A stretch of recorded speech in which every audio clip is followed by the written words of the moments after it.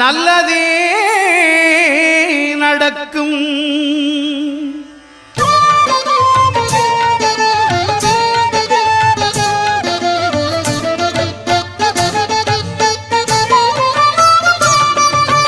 ஒன்பது கோளும் ஒன்றாய் காண அங்கு கற்பகம் என்னும் கடவுளின் மெய்யில் ஒன்பது கோளும் ஒன்றாய் காண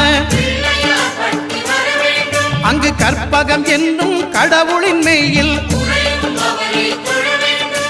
சூரியன் முதலாய் 9 கிரகமும் பலவித குணங்களை கொண்டிருக்கும். எங்கள் கற்பக தருவில் அவை வரும்போது ஒன்றாய் சேர்ந்து பலனளிக்கும்.